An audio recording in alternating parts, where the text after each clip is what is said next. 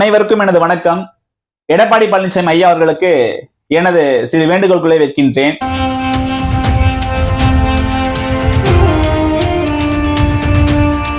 நிறைய பேசி உள்ளீர்கள், அனைத்தையும் கேட்டோம். அதாவது எங்களுக்கு தன்மானம் தான் முக்கியம் அப்படிலாம் சொல்லியிருக்கீங்க.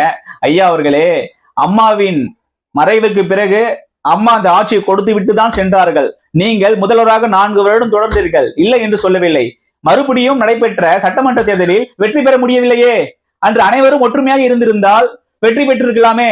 இப்பொழுதும் அனைவரும் ஒன்றிணையக்கூடாது என்று சொல்லுகின்றீர்கள். இன்னொரு முக்கியமான விஷயத்தை ஒன்று மட்டும் சொல்லிக்கொள்ள விரும்புகின்றேன்.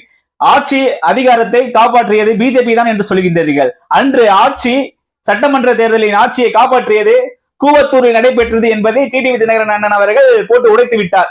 அதனால் மீண்டும் நான் தான் தலைமை என்பதை விட அம்மாவின் ஆட்சி மலர வேண்டும், தொண்டர்களின் ஆசை நிறைவேற்ற வேண்டும் என்று நினைப்பவர்களே உண்மையான தலைவர்கள் ஆவார்கள். அன்று பேரறிஞர் அண்ணா சொன்ன வார்த்தை மறப்போம் மன்னிப்போம் என்று சொல்லியிருக்கின்றார். நாம் அனைவரும் ஒன்றிணைய வேண்டும் என்றால் நிச்சயம் வெற்றி பெற வேண்டும் என்பதே எனது கருத்து. ஆட்சி அதிகாரத்தை விட தன்மானமே முக்கியம் என்று சொல்லுகின்றார். நாங்கள் ஒத்துக்கொள்கின்றோம் தன்மானம் முக்கியம் என்று. கடந்த சட்டமன்ற தேர்தலில் தோல்வி அடைந்தோம். இந்த முறையும் நாம் தோல்வி அடைந்தால் நமது நிலைமை என்ன என்பதை தயவு செய்து ஒரு தலைவர் யோசித்து பார்க்க வேண்டும். இப்பொழுது அனைவரும் என்ன சொல்லுகின்றார்கள்? ஒன்றிணைந்து செயல்படுவோம், 2026ஆம் ஆண்டு அம்மாவின் ஆட்சியை மீண்டும் நிறைவேற்றுவோம், அமைப்போம் என்றுதானே சொல்லுகின்றார்கள். அதை விட்டு தன்மானம் முக்கியம் தன்மானம் முக்கியம்னா நம்ம என்ன பண்ண முடியும்? தோல்விதான் அடைய வேண்டும்.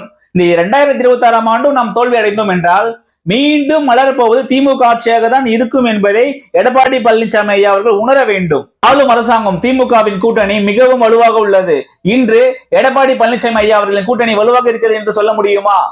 அன்று ஓ பன்னீர்செல்வம் ஐயா அவர்களால் 11 எம்எல்ஏக்கள் அன்று இல்லை என்றால் இன்று ஆட்சி அன்று மலர்ந்திருக்க முடியுமா என்பதை நினைத்து பாருங்கள் ஐயா.